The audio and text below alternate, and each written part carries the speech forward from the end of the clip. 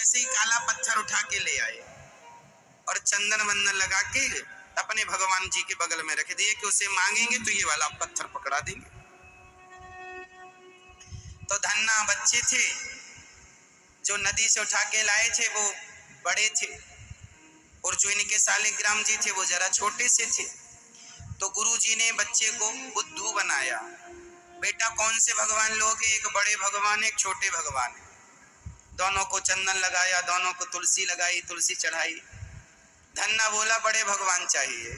तो वो नदी से जो पत्थर उठा के लाए थे, चंदन वंदन लगा के धन्ना को पकड़ा दिया। उनको लगा बच्चा है, खेलेगा, थोड़ी देर फेंक देगा बच्चे। पर धन्ना तो धन्ना जाट। अब धन्ना ने भगवान को रखा। उनकी भगवान गुरु जी ने कहा रोज नहवाया कर, चंदन लगाया करो, तुलसी चढ़ाया करो, भोग लगाया करो, खाने से पहले इनको खवाया करो, भगवान है ये। अब धन्ना की माँ ने कहा बेटा धन्ना रोटी खा ले बेटा। धन्ना गया, माँ ने जो रोटियां दी, भोजन दिया, वो भगवान के पास ले गया और भगवान से बोला पहले आप खाओ फिर हम खाएंगे। बच्चा था छोटा सा धन्ना, 5-6 साल का रहा होगा। खिलाया, भगवान खाए नहीं, रोने लगा।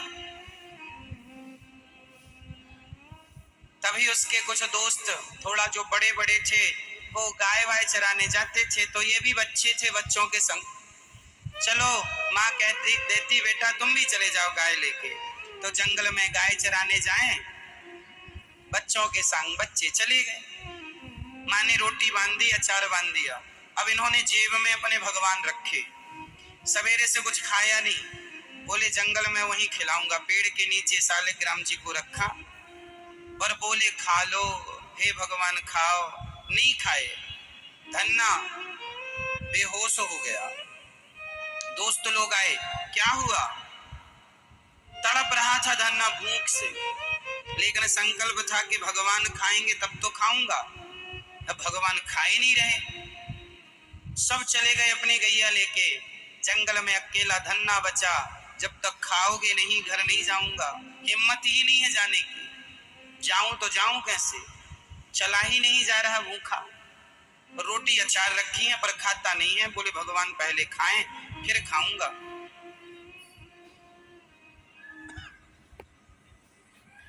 उस भक्त की, उस बच्चे की जिद देखकर भगवान आए, धन्ना को उठाया, अचार रोटी खाई। धन्ना ने कहा हमारे हाथ से खाओ। भगवान बाबा जी के असली भगवान, असली भगवान से भगवान ना प्रकट हुए, उस पत्थर की नकली बटैया से भगवान प्रकट हो गए। याद रखना, भगवान असली या नकली नहीं होते, श्रद्धा असली और नकली होती है, विश्वास असली और नकली होता है। यदि श्रद्धा विश्वास है तो किसी भी पत्थर से भगवान प्रकट हो सकते, और विश्वास नहीं है तो आप कितने भी बढ़िया सालिग्राम जी ले लो कि ये बिल्कुल असली ओरिजिनल है, तो क्या करोगे ओरिजिनल का? इसलिए भगवान केवल प्रेम। धन्ना की गाय चराना, अब तो रोज भगवान आते, धन्ना रोटी खवाता, भगवान धन्ना की गाय चराते, धन्ना को खिलाते, धन्ना को घुमाते। दोस्ती होगी धन्ना की भगवान से, रोज आना प्रभु रोज आना। धन्ना बड़ा हुआ। एक दिन पिताजी ने कहा जा जरा खेत में गेहूं बो करके आ जा। तो 1 कुंटल गेहूं बोने चला, तो रास्ते में साधु मिल गए। अरे धन्ना भूख लगी है, कुछ खवाओगे? तो बाप ने दिया था कि किस खेत में बो देना, इसने बेच दिया 1 कुंटल गेहूं, और संतों के लिए बढ़िया रबड़ी अबड़ी खरीद के लाया, बढ़िया मालपुआ, और खूब खवाया। अब इसे लगा कि अब तो कुछ, अब बोऊं कैसे, पिताजी डांटेंगे। तो इसने सबके देखने दिखाने के लिए, क्यों नहीं हुआ? बोले पता नहीं हुआ, फसल मर गई।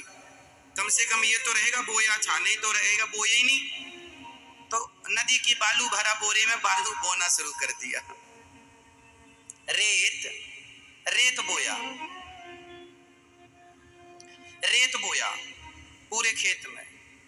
और रेत बो के आया, खेत की तरफ झांका नहीं कि होना धोना तो कुछ है नहीं, पिताजी मारेंगे। और 15 दिन बाद गांव वाले आए, बोले जाट जी आपके खेत में गजब की फसल लहलहा रही है, गजब की फसल। धन्ना बोले कि ये गांव वाले मरवाएंगे, ये जरूर कह रहे होंगे सबकी फसल तो आ गई, तुम्हारा खेत खाली पड़ा। धन्ना के पिता ने कहा अच्छा ऐसा क्या बो दिया धन्ना ने? धन्ना क्यों रे, क्या बोया है? पिताजी मैंने तो गेहूं जो बोना था आपने बोया। अब धन्ना डर रहे थे पिताजी मारेंगे कि खाली पड़ा है खेत। गांव के लोग बोले तो धन्ना के पिता गए, और जब गए तो सचमुच फसल बड़ी अद्भुत थी। धन्ना के पिताजी आए, वाह बेटा तुमने तो बहुत अच्छी मेहनत की, ऐसी फसल कभी नहीं देखी हमने। धन्ना को लगा ये क्या हमने बालू बोई। दौड़े दौड़े गए तो खुद की आंखों पे भरोसा नहीं। धन्ना ने भगवान से कहा प्रभु बालू बोई थी, ये कहां से आ गई? कहां बोई? तुमने संतों के लिए जो गेहूं बोया, संतों को भोजन कराया, संतों को भोजन कराया, वो भी तो एक धर्म की फसल बोई थी। ये तो धर्म की खेती है बेटा, धर्म की खेती है। जो तुमने बोया वो हमने बोया,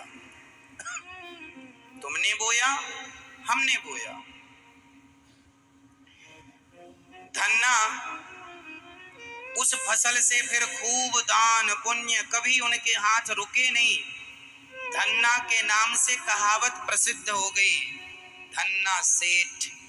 लोग कहते हैं हम धन्ना सेठ हैं क्या? वो तो धन्ना सेठ हैं। तब से कहावत क्या हो गई? आप क्या बोलते हैं धन्ना सेठ? किसी को धन्ना सेठ, कई लोग कहते हैं हम धन्ना सेठ हैं क्या?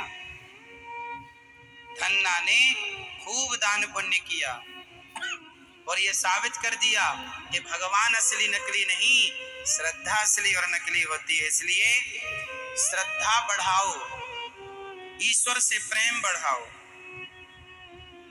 कई लोग कहते हैं हम मूर्तियां छोटी हैं महाराज, बड़ी ले लें। मूर्तियां बड़ी नहीं, श्रद्धा बड़ी करो। भगवान के साइज बड़े ना करो, अपनी श्रद्धा के साइज को जरा बड़ा कर लो। मूर्तियां छोटी हो बड़ी हो फर्क नहीं पड़ता, लड्डू गोपाल जी छोटे हैं बड़े हैं फर्क नहीं पड़ता। आपका प्रेम कितना है, आपकी श्रद्धा कितनी है, जैसे वो हैं उन्हीं से प्रकट हो जाएंगे। एक सज्जन बोले ये भगवान हमारे बाप दादों के हैं, हम खरीद लें क्या? अरे जब हैं तो क्या जरूरत है, जो हैं क्या जरूरत है। इसलिए हम लोग श्रद्धा में फोकस नहीं करते, हम दिखावे में फोकस करते। हमें लगता है बड़ी मूर्ति होगी, श्रृंगार करेंगे, हमारी श्रद्धा बढ़ेगी। ठीक है, आपका सब भाव अच्छा है, पर ये सब चीजें प्रेम की चीजें हैं। प्रेम, भगवान से प्रेम करो। तुम्हारा एक माँ होती है ना, उस माँ का बेटा अंधा हो, लंगड़ा हो, बहरा हो, काना हो, माँ का बेटा कैसा भी हो, माँ उस बेटे से प्यार करती है। क्यों जी? बेटा सुंदर होगा तो ही प्यार करेगी, अंधा होगा तो नहीं करेगी। ऐसा है क्या? किसी माँ का बेटा लंगड़ा है तो क्या वो लंगड़े बेटे से प्यार नहीं करती? अरे भाई, बेटा अंधा हो लंगड़ा हो, प्यार तो देखो माँ का प्यार है।